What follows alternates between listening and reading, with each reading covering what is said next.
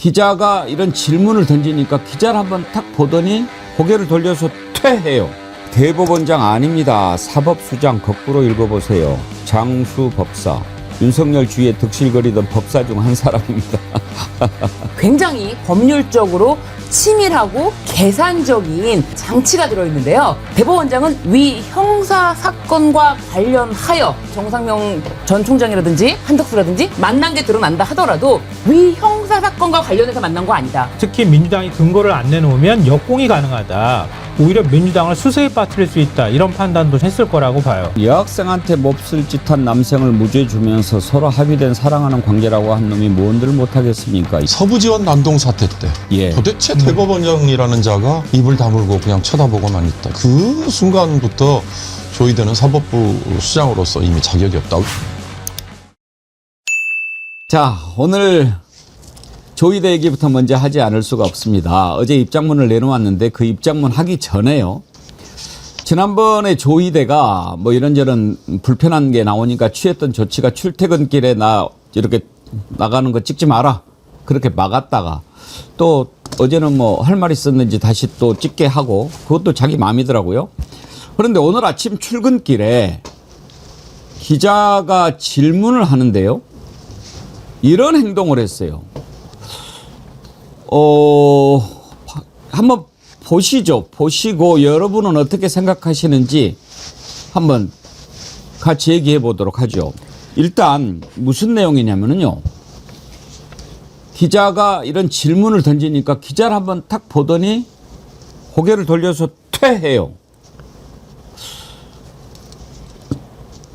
고개를 돌려서 퇴. 뭘까요? 침? 오늘 아침에 그 영상을 보고 우리 제작진들 간에 의견이 좀 갈렸어요. 이건 침 뱉는 거다. 그건 아닌 것 같다. 여러분들이 어떻게 생각하시는지 궁금한데 한번 봅시다. 정치권 사퇴 요구에 대해 어떤 입장이십니까? 이재명 대통령 공직선거법 사건 등 정치적 중립성 잃었다는 우려에 대해서는 어떤 입장이신지요? 정치권 사퇴 요구에 대해 어떤 입장이십니까? 이재명 대통령 공직선거법 사건 등 정치적 중립성 잃었다는 우려에 대해서는 어떤 입장이신지요? 어떻습니까? 윤경호 소장님 보시기에 어떤 행동 같아요? 저는 의도적으로 침을 뱉는 걸로 보이지는 않더라고요. 그래요? 예, 그냥 자연스럽게 그냥 대답 안 하고 지나가려고 하는 과정에서 나온 동작이 하나다 이렇게 그냥 보였습니다. 신유진 변호사님 보시기엔 어떻습니까? 저는 좀 뭐랄까 이게 의도적인 것보다도 자신이 무의식 중에 자신에게 불편한 질문을 하자 외면하는 태도에서 저런 모습까지 연출된 게 아닌가 그런 생각이 좀 듭니다. 네. 김성환 평론가님의 시각은? 굉장히 불편해 보이거든요. 불편하면서 보통 저도 그런 경우가 있는데요. 이게 갑자기 기자들이 있고 긴장한 상태에서 뭔가 말을 하려고 하다가 멈칫하거나 이렇게 할 경우에 기침이 나오거나 약간 그러거든요. 그러니까 그러면서 고개를 돌리고 약간 이렇게 자기 목을 가다듬는 것 같은 그런 태도 같아 보이기도 하거든요. 그러니까 이걸 침을 뱉으려고 했다고 하는 건 상상할 수가 없는 상황이라서 만약에 진짜 그런 상황이었다고 하면은 그건 뭐 어마어마한 대법원장으로서는 적절치 않은 행동이라고 봐야 되겠죠. 저는 기자가 이렇게 질문하는데 어떻게 생각하십니까? 기자를 딱 보고 퇴하는데 뭔가 의도된 행동 같아요. 다시 한 번만 좀 볼 수 있나요? 정치권 사퇴 요구에 대해 어떤 입장이십니까? 이재명 대통령 공직선거법 사건 등 정치적 중립성 잃었다는 우려에 대해서는 어떤 입장이신지요? 글쎄요. 우리 또 윤경호 소장님은 워낙 점잖으셔가지고 원래 돼지 눈에 돼지가 보인다고 침 뱉는 걸로 제가 봐서 좀 그렇게 생각이 됐나? 그런데 만약에 기자가 질문하는데 저건 국민한테 침 뱉은 거가 아닌가. 그렇죠. 만약에 그런 행동이라면 너 침 뱉은 거냐 아니냐라고 또 내가 물어볼 수도 없잖아요. 저것도 6시에 입장 발표해야 되겠는데요. 참 아무튼 보기 영 불편해요. 만약에 네. 신유진 변호사님 공공장소에서 침 뱉으면 경범죄 처벌법 그렇습니다. 위반이죠. 그렇습니다. 네, 그런 사실이 있기 때문에 지금 바로 출근하면서 침을 뱉었다기보다는 불편함의 발로에서 나온 얼굴에 그 부자연스러움이 나오지 않았나 그렇게 보여집니다. 일단요, 지금 조희대 대법원장 정치권으로부터 거센 압박을 받고 있죠. 물러나라. 저도 물러나야 된다고 생각합니다. 본인이 했던 일들 지금 물러나지 않고서는 해결 안 되지요. 더군다나 최근에 어떤 의혹이 제기가 됐습니까? 윤석열 파면 후에 한덕수 등을 만났다. 그래서 넘어오면 내가 이재명 거는 처리할게 라는 얘기를 했다는 매우 놀라운 제보가 지금 터져 나온 상황 아닙니까? 여기에 대해서 어제 입장을 냈죠. 최근 정치권 등에서 조희대 대법원장이 그러니까 제가가 아닙니다. 이거는 조희대 대법원장이 입장문을 냈지만 조희대 입장문이 아닙니다. 왜? 조희대 대법원장이 한덕수 전 총리 등과 만나 대통령 공직선거법 사건 처리에 대해 논의했다는 취지의 의혹이 제기되고 있습니다. 그러나 대법원장은 그러니까 이건 제3자가 쓴 거예요. 맨 앞에 조희대 대법원장이 뭐 이런 의혹이 제기되고 있습니다. 이것은 그냥 팩트로 처리한다 하더라도 조희대 대법원장이 만약에 자신의 입장을 밝히려고 한다면 그러나 저는 이래야죠. 그러나 대법원장은 위 형사사건과 관련하여 한덕수 전 총리와는 물론이고 외부의 누구와도 논의한 바가 전혀 없으며 거론된 나머지 사람들과도 제기되고 있는 의혹과 같은 대화 또는 만남을 가진 적이 없음을 명백히 밝힙니다. 저는 이 입장문을 보고 왜 내가라고 확실하게 얘기하지 않는가? 두 번째는 왜 입장문으로 퉁을 치는가? 이렇게 출근길, 퇴근길에 기자들이 기다리고 있잖아요. 그러면 거기에서 정확하게 국민들 앞에서 전혀 그런 것 사실이 아닙니다. 이야기를 왜 못합니까? 그리고 그걸 물어보는데 침 뱉는 행동을 하고 들어갑니까? 자, 이 입장문에 대해서 윤경호 소장님 어떻게 보십니까? 저게 바로 인명 권력의 한계다. 저는 그런 생각이 들어요. 아까 말씀하신 후반부에 왜 기자들에게 직접 얘기를 안 하느냐. 그건 선출된 분들만 해야 되는 일일까요? 지금 가장 중요한 건 대법원장이라는 사람이 정치적 중립성을 잃었다. 이게 가장 핵심이거든요. 그거에 대해서 국민이 궁금해하고 도대체 어떤 의도를 가지고 있었는가에 대한 입장을 밝혀주기를 기대했는데 저렇게 저 전형적인 유체이탈 화법이라고 얘기하지 않습니까? 과거에 박근혜 뭐 많이 봤었죠. 똑같은 저런 짓을 지금 되풀이하고 있기 때문에 어저께 내놓은 조희대 대법원장의 저 입장 발표는 전혀 의혹을 해소하는 데 도움이 저는 안 됐다. 결국 다른 방식의 조치를 취해야 되지 않을까. 지금 뭐 예를 들어서 사퇴하라고 얘기한 게 하나 있고요. 또 하나는 탄핵이라는 카드가 있는데 그건 잠시 후 한번 말씀드려 보겠습니다. 아니 모든 것이 선택적이에요. 예를 들어서 일관성 있게 나는 대법원장이니까 함부로 마이크 앞에 서지 않는다. 그냥 모든 것을 입장문으로만 대신하겠다라고 하면 몰라요. 어떨 때는 나와서 얘기를 해요. 그리고 또 공식 석상에서 얘기를 해요. 기자들과 만나서도 하고 싶은 얘기 있을 때는 해요. 그랬다가 자기가 불리하면 그냥 입장문으로 대신해요. 이건 뭡니까? 선택적으로 한다는 거 아닙니까? 김성환 평론가님. 그렇죠. 그럴 수밖에 없고요. 제가 볼 때는 굉장히 치밀하게 계산된 입장문 발표라고 생각이 되거든요. 말씀하셨던 것처럼 직접 입장을 밝히지 않은 건 대법원이라고 하는 권위 뒤에 숨겠다 이런 뜻이 지금 포함되어 있는 것 같아요. 제가 직접 기자회견을 하듯이 기자들한테 질의응답을 받는 상황이 온다고 하면 다른 얘기들을 굉장히 많이 꺼내야 되거든요. 근데 그러는 과정에서 여러 가지 그러니까 문장으로 표현될 수 없는 뭐 어투부터 시작해서 표정까지 그것들이 다 나갈 수밖에 없단 말이에요. 그러니까 가급적 그런 상황을 피하고 싶다. 이게 있는 것 같고요. 대법원의 권위에 숨는다고 하는 의미는 또 다른 의미에서 내가 이 상황을 역으로 이용할 수 있다고 하는 자신감도 포함되어 있는 것 같아요. 왜냐하면 그동안에 조희대 대법원장이 했던 행태를 다 알잖아요, 국민들이. 말도 안 되게 선거 개입하는 판결을 내놓는다거나 아니면 직위원 판사에 진짜 어처구니 없이 내랑 우두머리를 그냥 풀어주는 모습이나 이런 거 있을 때 국민들이 끊임없이 입장을 밝히라고 요구했거든요. 근데 그럴 때는 입장을 밝히지 않아요. 그러다가 자기와 관련되는 의혹이 나왔을 땐 이건 또 정면으로 반박하는 모습을 띠는 거예요. 이렇게 반박을 할 경우에는 국회에서 근거를 내놓지 않게 될 경우에 특히 민주당이 근거를 안 내놓으면 역공이 가능하다. 오히려 민주당을 수세에 빠뜨릴 수 있다. 이런 판단도 전 했을 거라고 봐요. 그러니까 그런 측면에서 정치적으로 계산했다고 보고요. 입장이라고 하는 것도 듣고 싶은 얘기를 안 하잖아요. 이 판사들의 한계이기도 한 것 같은데요. 판결문 이런 식으로 쓰는 거예요. 왜냐하면 피고나 이런 사람들이 이해할 수 없는 방식으로 쓰거든요. 해석하기가 어렵게 쓰는 거예요.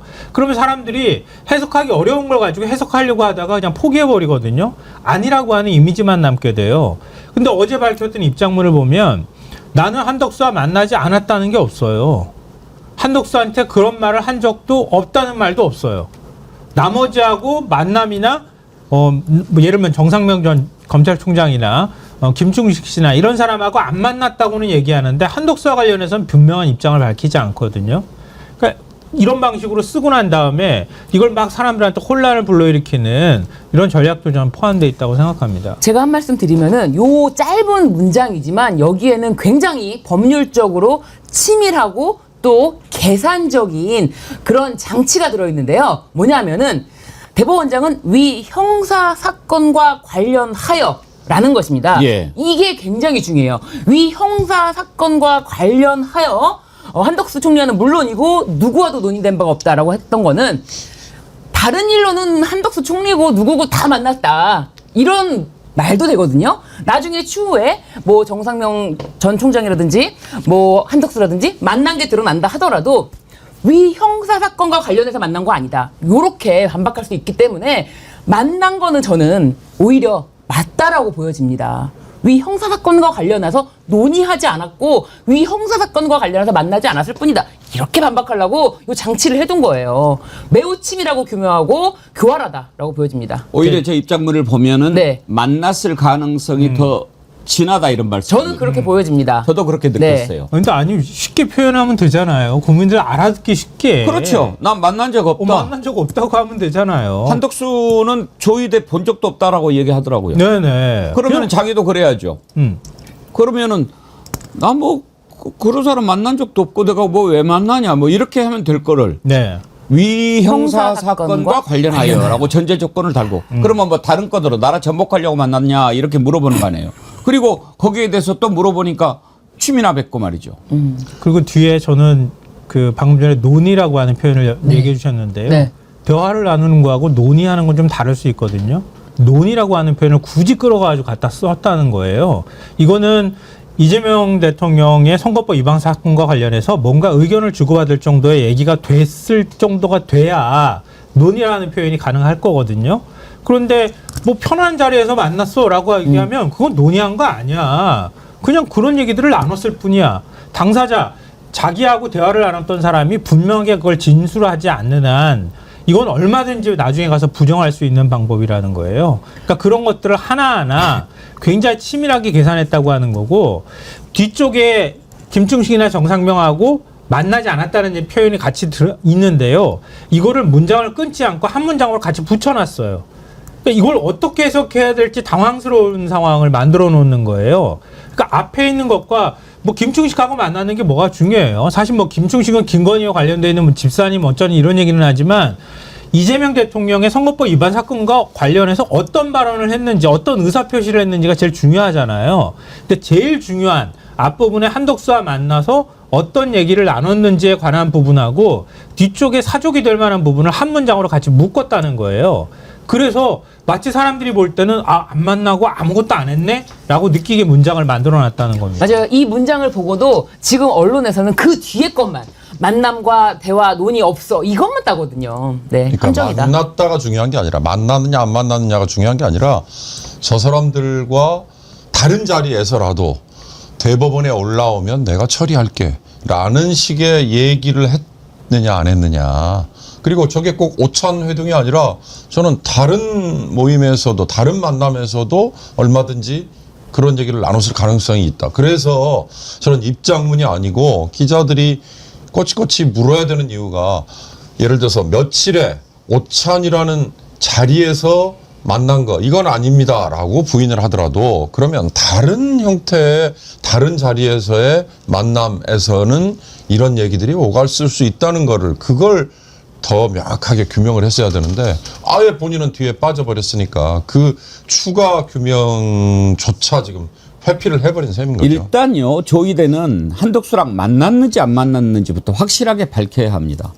거기에서 한덕수랑 같이 모여있던 사람들이 예를 들어서 막 이렇게 하면 된다라고 얘기했을 때 그래 올라오면 내가 다 처리할게라고 얘기 안 했을 수도 있어요.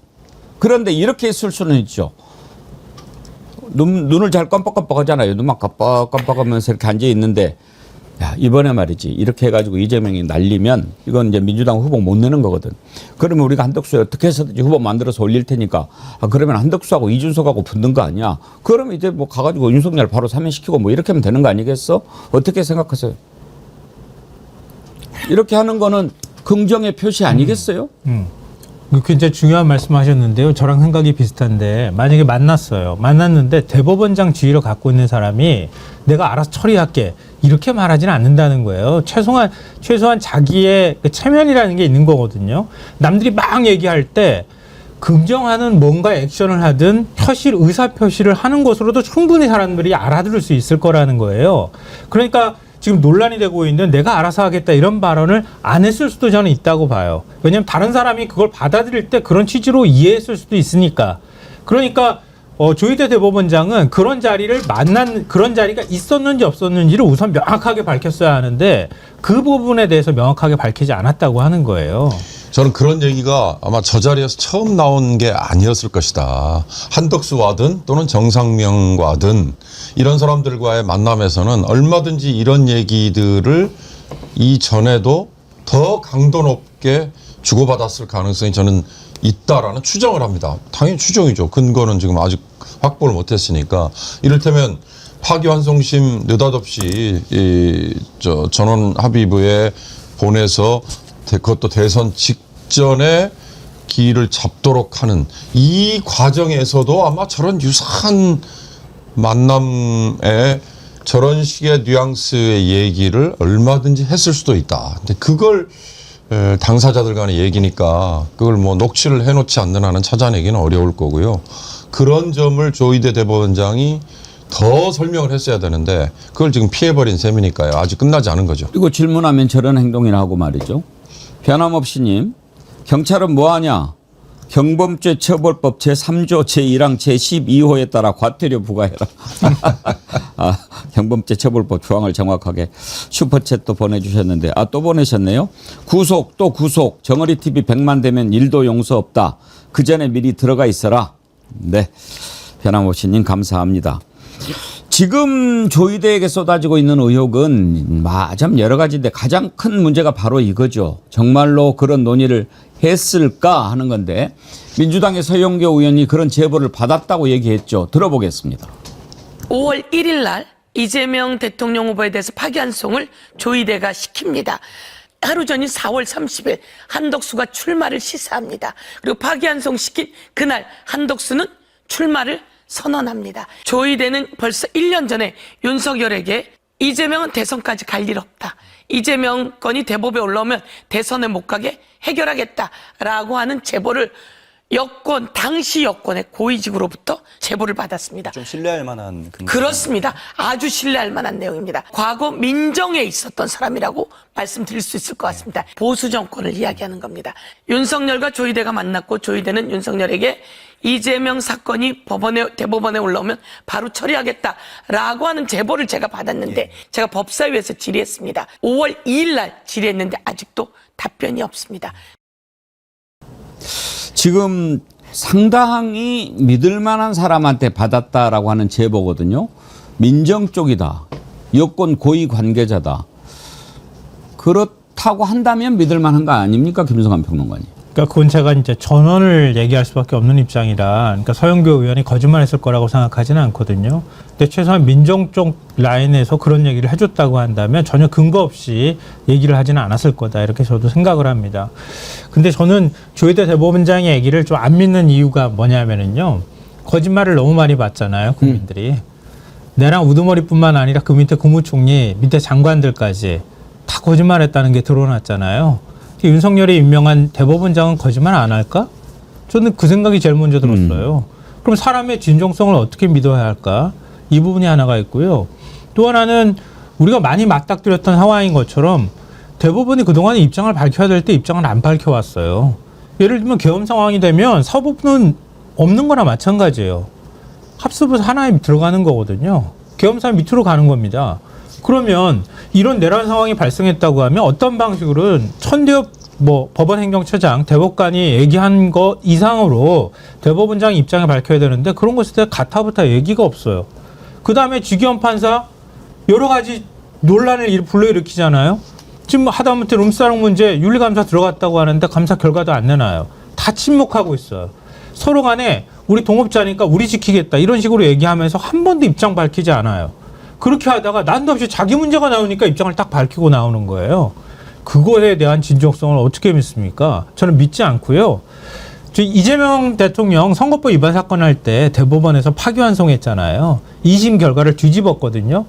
뒤집었던 맥락으로 설명을 하자면 이재명 대통령 그때 골프 사진 편집해가지고 얘기한 발언을 가지고 저 왜곡됐다 이렇게 얘기를 하는데 그 전에 있었던 맥락까지 다 끌어와가지고 이건 거짓말이야 이렇게 판단을 한 거란 말이에요.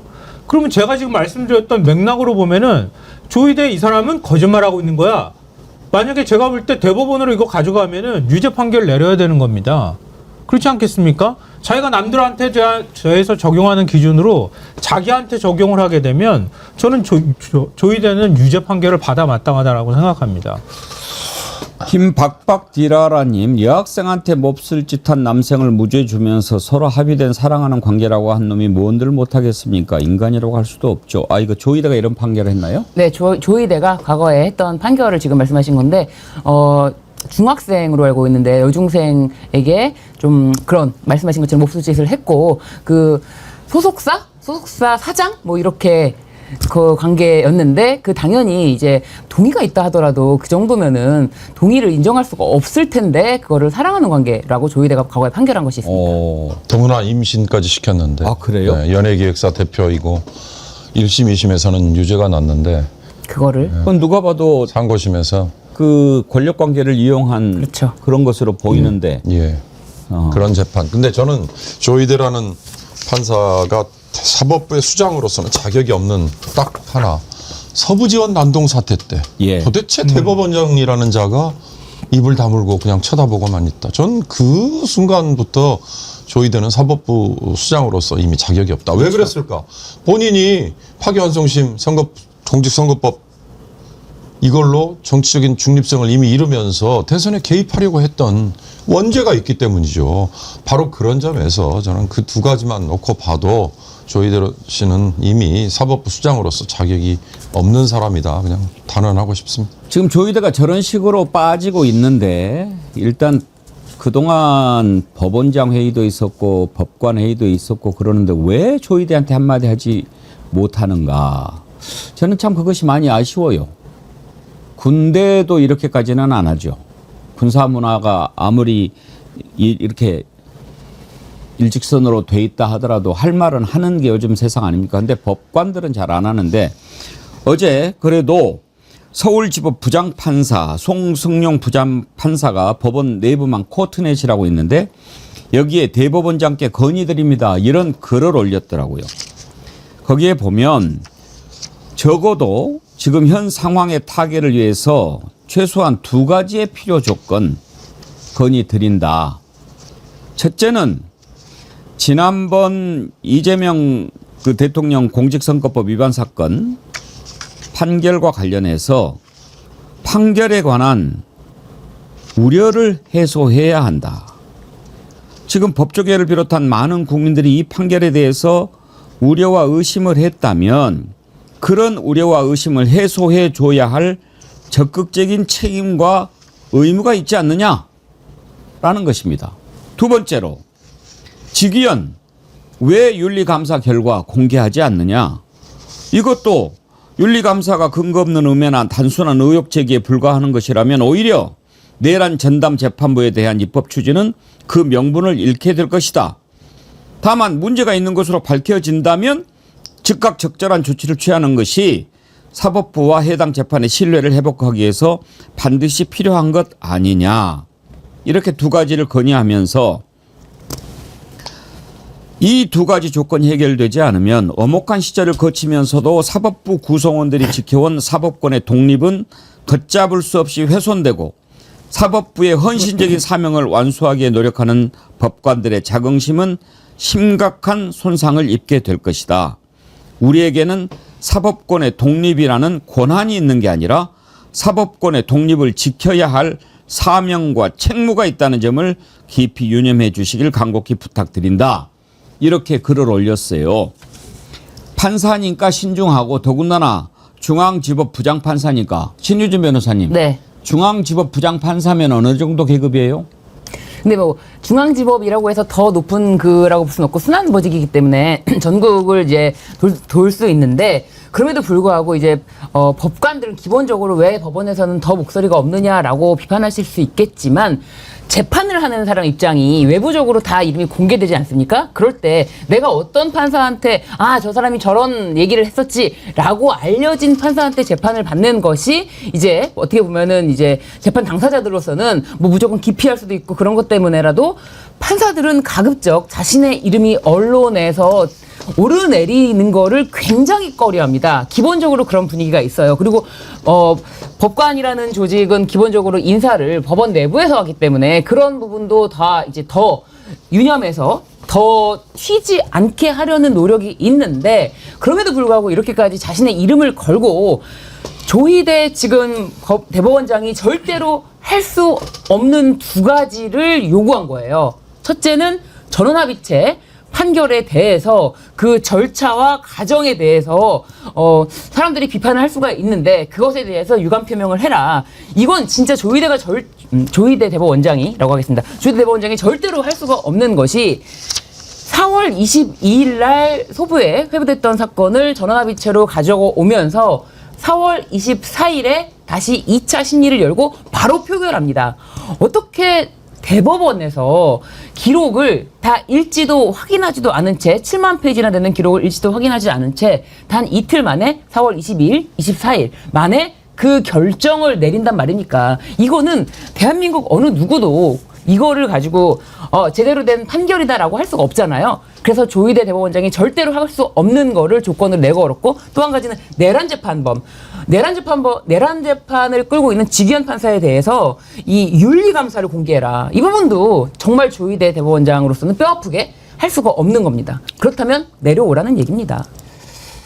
부산이대인님 대법원장 아닙니다. 사법수장 자격 없습니다. 사법수장 거꾸로 읽어보세요. 장수법사.